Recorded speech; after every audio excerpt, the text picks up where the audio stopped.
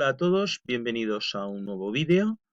En este vídeo vamos a tratar sobre la presión atmosférica. Utilizaremos un recurso elaborado por el profesor Salvador Hurtado del Instituto de Enseñanza Secundaria Aguilar y Cano de la localidad de Estepa, en Sevilla.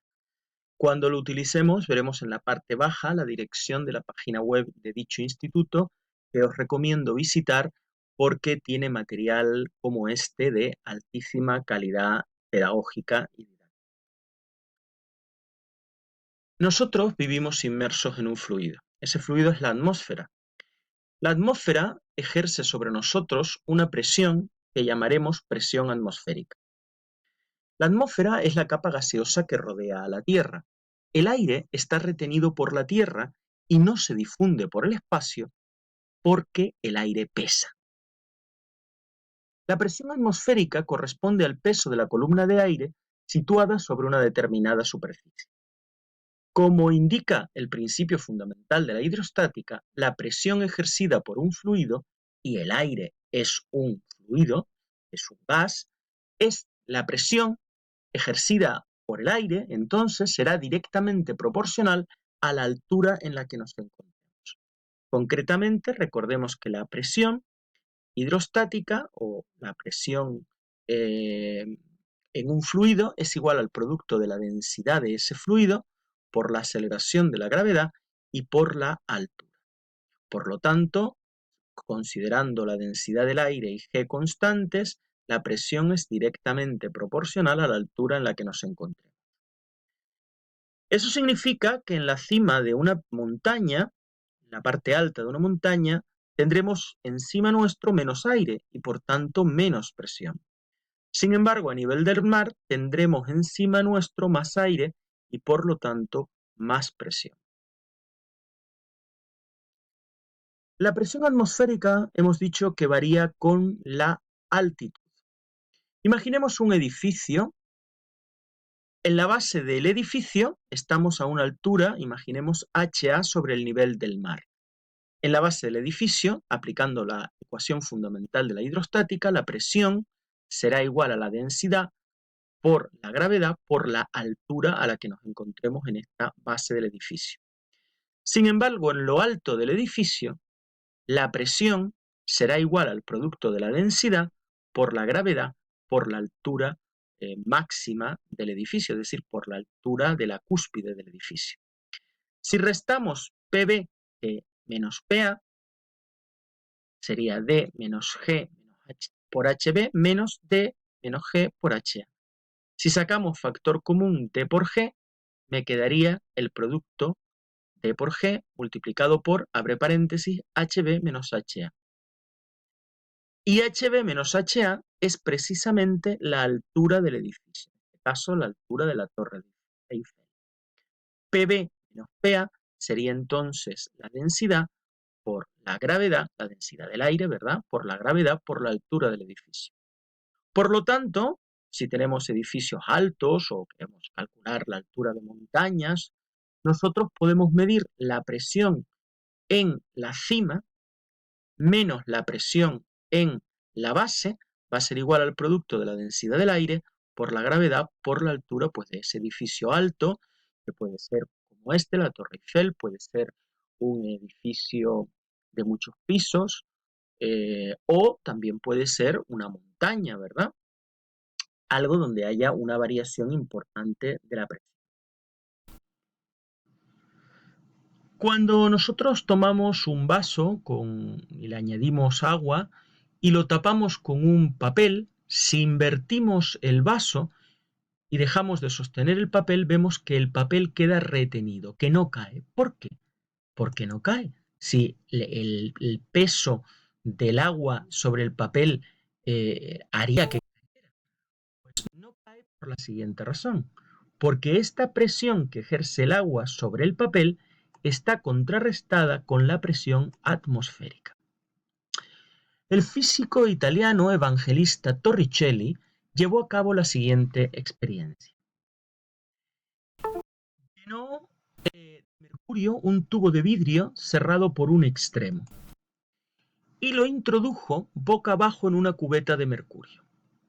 Aquí tenemos el tubo de 1 metro de longitud que lo llenó de mercurio y lo introdujo boca abajo. Este tubo le dio la vuelta y lo introdujo en esta cubeta que también hay mercurio. Así. Y el mercurio descendió. Sin embargo, el mercurio no descendió completamente. Se quedó a una altura de 760 milímetros. Eso es debido a que la presión ejercida por esta columna de mercurio, esa presión que ejerce la columna de mercurio, estaba equilibrada por la presión ejercida por el aire y por tanto por la presión atmosférica.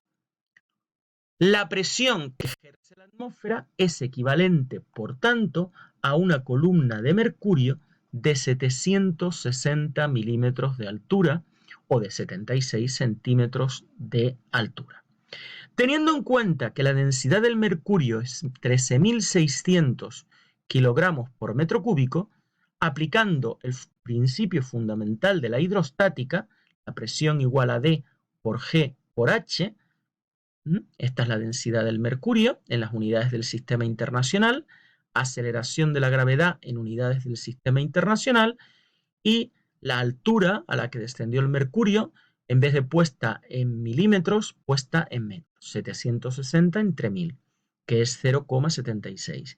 Y esto me daría la presión atmosférica en unidades del sistema internacional.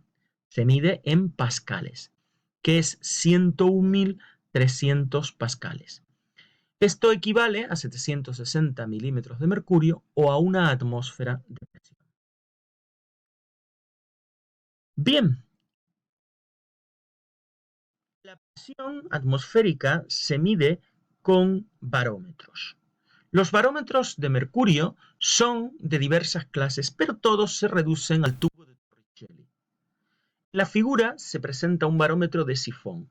En realidad es un vaso comunicante en una rama cerrado. Tenemos mercurio en la otra rama. Y aquí no es necesario ningún tapón de vidrio porque esto está a la presión atmosférica. Vemos que cuando hay hace sol, la presión, estamos en un anticiclón, altas presiones. Cuando llueve o hay mal tiempo, estamos en una borrasca, que son zonas de bajas presiones. Esta sería la presión que ejerce la columna de mercurio y esta la presión atmosférica. El barómetro metálico, el llamado barómetro de Beatty, consta de una caja metálica en la que se ha hecho un vacío parcial. La cara superior de la caja es una lámina ondulada que se comprime al aumentar la presión. Entonces, esta caja está conectada a un sistema que tiene una aguja sobre un cuadrante graduado que marca la presión. La presión atmosférica tiene un elevado valor. Al nivel del mar es de 1 atmósfera. Sin embargo, nuestro cuerpo no la percibe, porque las cavidades interiores de nuestro cuerpo están llenas de aire, de sangre y de otros fluidos que se encuentran a la misma presión que la atmósfera. Ahora bien, si en el interior de cualquier cuerpo tenemos una presión inferior, los efectos de la presión atmosférica que actúa externamente en todas las direcciones son muy evidentes. Pocos experimentos científicos han causado tanto asombro como el que realizó el alcalde de la ciudad alemana de Magdeburgo, Otto von Guericke, ante un público en el que se encontraba el mismísimo emperador y su séquito. Sucedió el 8 de mayo de 1654. Otto unió 2 esferas de cobre. Estas 2 esferas de cobre de unos 50 centímetros de diámetro, y a través de un orificio extrajo parte del aire de su interior por medio de una bomba de vacío que él mismo había inventado. Las semiesferas poseían argollas a ambos lados y se unían con cadenas y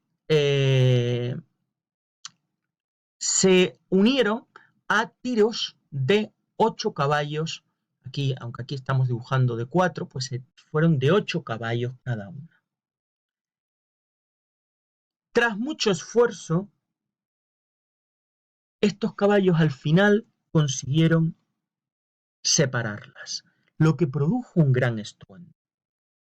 Seguidamente, el alcalde Otto mostró que si se introducía de nuevo aire en las esferas, las dos mitades podían separarse sin ninguna dificultad. ¿Por qué ocurría esto? Pues porque la presión del aire, superior a la presión interna, como si el vacío es menor, es tan fuerte que hace que cueste muchísima fuerza separar esas esferas. Esto lo podemos comprobar con un experimento similar. Imaginemos que tenemos una lata de refresco y vertemos un poco de agua en una lata de refresco vacío como esta. Calentamos la lata con el agua hasta que empiece a hervir. Con mucho cuidado cogemos la lata con unas pinzas y la colocamos boca abajo en un vaso, o en un plato, lleno de agua. Evidentemente, cuando nosotros calentamos el agua, el aire que está dentro de la lata también se calienta. Obviamente, eso hace que la temperatura aumente y que el aire en el interior sea más caliente que el exterior. Por lo tanto, la presión interna es más baja que la presión exterior, que es la atmosférica, porque el aire caliente es menos denso, tiene menos presión. Pues eso va a hacer que la lata implosione, es decir, que la lata se vaya arrugando sola. ¿Por qué? Por el efecto de la presión atmosférica, que, como hemos visto, es muy importante. El barómetro se usa exclusivamente para medir la presión atmosférica, es decir, mide la presión en un recipiente abierto. Si queremos medir la presión en un recipiente cerrado, en un tanque, en una tubería, lo que sea, usamos lo que se denomina un manómetro. Imaginemos este manómetro y imaginemos que queremos saber a qué presión se encuentra el gas cerrado en esta esfera.